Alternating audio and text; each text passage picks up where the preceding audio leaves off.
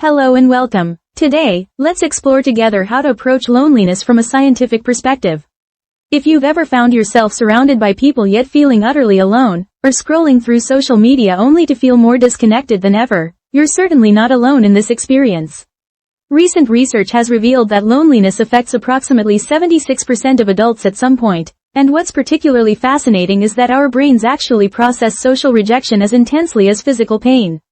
This isn't just a feeling, it's a genuine neurobiological response that science is now showing us can be understood and transformed. The research on loneliness has expanded dramatically in recent years, and what we're learning is quite remarkable. Current research suggests that loneliness creates a specific pattern of hypervigilance in the brain, where our neural circuits become hypersensitive to social threats while simultaneously making it harder to form meaningful connections. A comprehensive meta-analysis examining over 1,089 studies conducted between 1986 and 2022 indicates that chronic perceived isolation actually alters genetic expression, neural functioning, and hormonal mechanisms, leading to increased inflammation and compromised immune function.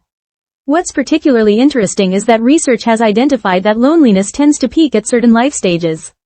Studies suggest these peaks occur in the late 20s, around ages 28 to 32. Then again in the mid-50s, around 54 to 58, and once more in the late 80s, around 85 to 89. Each of these peaks appears to show distinct neurological patterns. Brain imaging research demonstrates that when lonely individuals experience social rejection, there's heightened activity in areas called the anterior cingulate cortex and right ventral prefrontal cortex, creating a pain response that's remarkably similar to physical injury. Recent neuroscience findings reveal that loneliness is characterized by what researchers call implicit hypervigilance for social threat, and this fundamentally alters psychological processes. This hypervigilance can diminish sleep quality, reducing what's called REM sleep by up to 25%, and it impairs cognitive function, particularly in areas of executive attention and memory consolidation. Research also shows it increases cortisol production by an average of 23%. The cascade effect includes elevated inflammatory markers such as interleukin-6 and tumor necrosis factor alpha, creating a biological environment that can perpetuate feelings of isolation. However, there's also very encouraging news from the research.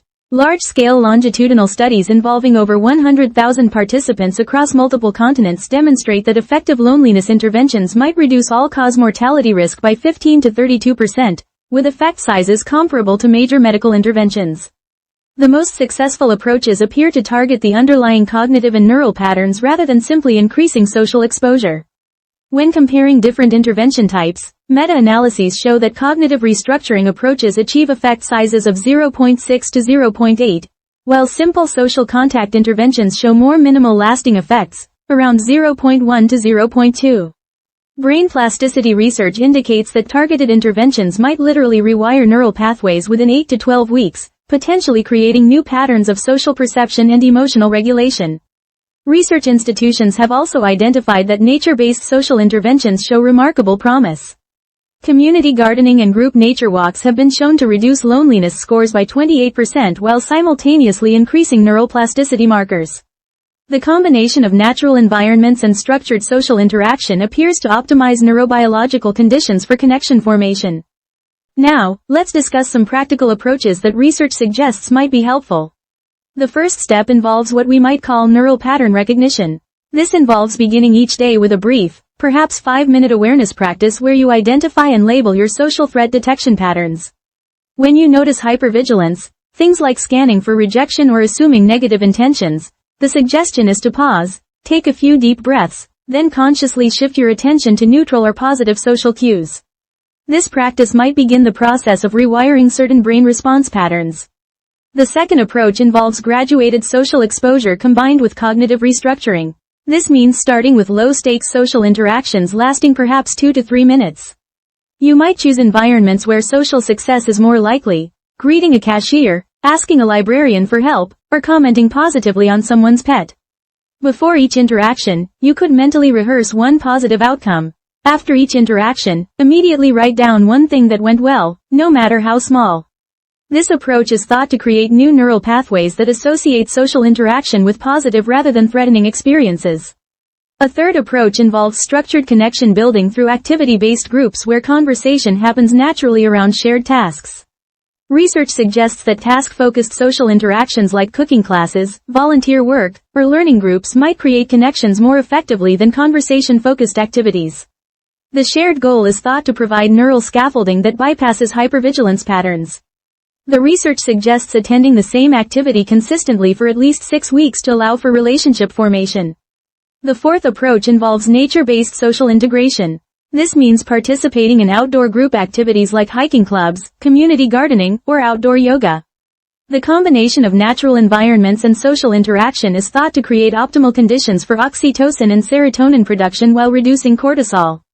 Research indicates that nature-based social activities might be up to 40% more effective at reducing loneliness than indoor equivalents.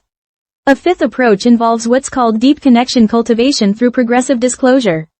This involves gradually sharing increasingly personal information in established relationships. You might start with preferences and opinions, progress to experiences and challenges, then to values and deeper concerns. This is thought to create the vulnerability-based bonding that transforms acquaintanceships into meaningful connections. Studies suggest this process works best over 8 to 10 interactions spanning 6 to 8 weeks. Finally, there's neural maintenance and expansion, which involves maintaining neuroplasticity through weekly novel social experiences. This might mean attending different types of events, joining new groups seasonally, or practicing conversation skills with diverse groups of people. Research suggests that social neural pathways require ongoing stimulation to remain flexible and responsive. This can be combined with daily meditation or mindfulness practice to maintain optimal regulation of social anxiety responses. Research suggests that the timing of these practices might matter. Social skills practice for 15 to 20 minutes daily during what appear to be peak neuroplasticity windows, around 10 to 11 a.m. or 3 to 4 p.m., may be optimal. Frequency appears to matter more than duration. Consistent daily practice might create stronger neural pathways than sporadic longer sessions. To summarize what we've discussed today, first, loneliness creates brain patterns that are remarkably similar to physical pain responses. Second, social threat detection can potentially be retrained through targeted practice. Third, nature-based group activities might optimize connection neurobiology. Fourth, progressive disclosure builds meaningful bonds over approximately 6 to 8 weeks. Fifth, daily 15 to 20-minute social practice might help rewire neural pathways. And sixth, task-focused groups might bypass hypervigilance better than purely social events. Remember, your brain's response to loneliness isn't permanent. It appears to be quite plastic and changeable through evidence-based practice. The neural patterns that contribute to isolation might be transformed into pathways for authentic connection. While individual experiences vary, the science suggests that transformation can begin within days and potentially solidify within weeks. Taking small, consistent steps based on current research might support positive changes over time. If today's discussion provided any support or insight, please consider hitting the like button. If you'd like to continue learning about mental health topics together, please consider subscribing to the channel. Remember to be gentle with yourself as you explore these approaches. May your heart feel a little lighter, and thank you for listening until the end today.